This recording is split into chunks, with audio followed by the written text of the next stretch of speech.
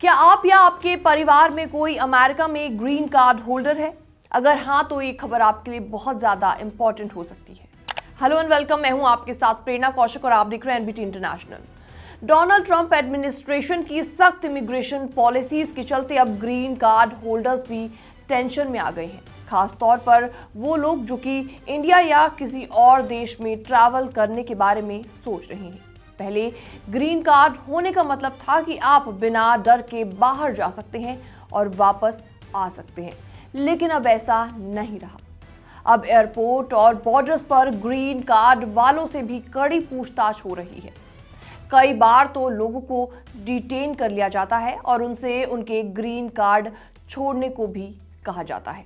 तो ऐसे में ग्रीन कार्ड यानी परमानेंट रेजिडेंट कार्ड, इससे आपको अमेरिका में रहने और काम करने का कानूनी राइट दिया जाता है। आप सोशल सिक्योरिटी, मेडिकेयर और कई सरकारी फायदे ले सकते हैं। 5 साल के बाद आप सिटीजनशिप के लिए अप्लाई भी कर सकते हैं। अगर स्पाउस यूएस सिटीजन है तो 3 साल बाद, लेकिन इसके लिए आपको 5 साल में कम से कम 913 दिन यूएस में रहना जरूरी है। अब ट्रैवल से जुड़े कुछ खास नियमों के बारे में बात करते हैं, जो कि आपके लिए जानना बेहद इंपॉर्टेंट है। अगर आप 6 महीने से ज्यादा बाहर रहते हैं तो सीबीपी यानी कि कस्टम्स एंड बॉर्डर प्रोटेक्शन वाले आपसे पूछताछ कर सकते हैं कि क्या आप सच में अमेरिका को अपना घर मानते हैं या फिर नहीं।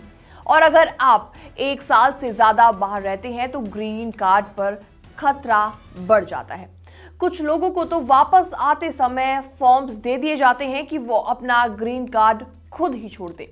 इमिग्रेशन वकील ब्रैड का कहना है कि अब सीबीपी वाले ग्रीन कार्ड होल्डर्स को भी टूरिस्ट या फिर स्टूडेंट्स की तरह चेक कर रहे हैं।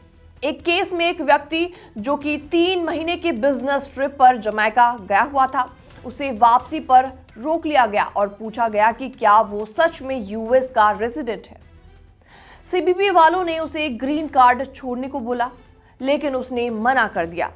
आखिरकार उसे अंदर जाने दिया गया, लेकिन उस दौरान उस व्यक्ति का एक्सपीरियंस बेहद खराब रहा, काफी दुखद रहा।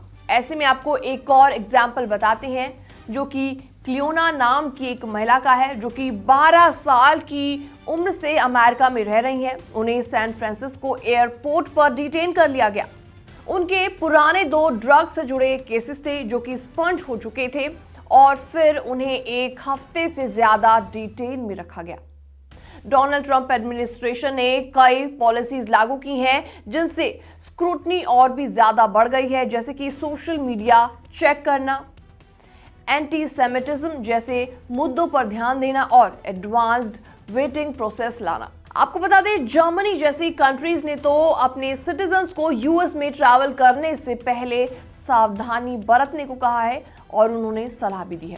तो ऐसे में क्या करें ग्रीन कार्ड होल्डर्स, ये बड़ा सवाल है। तो आपको बताते हैं, अगर आप 6 महीने से ज्यादा बाहर जाने के बारे में सोच रहे हैं तो री एंट्री परमिट जरूर लें। इससे आप 2 साल तक बाहर रह सकते हैं और सीबीपी को दिखा सकते हैं कि आपने अपनी रेजिडेंसी छोड़ी नहीं है। और साथ ही साथ ग्लोबल एंट्री प्रोग्राम भी कंसिडर कर सकते हैं, जिससे वापस आने पर जल्दी और आसानी से क्लियरेंस मिल जाती है। तो अगर आपके परिवार में कोई भी ग्रीन कार्ड होल्डर है तो उन्हें ये बात जरूर बताएं। आज के माहौल में सतर्क रहना बहुत ज्यादा जरूरी है। फिलहाल इस रिपोर्ट में इतना ही। बाकी वर्ल्ड से जुड़ी छोटी और बड़ी खबरें देखने के लिए बने रहिए एनबीटी इंटरनेशनल के साथ।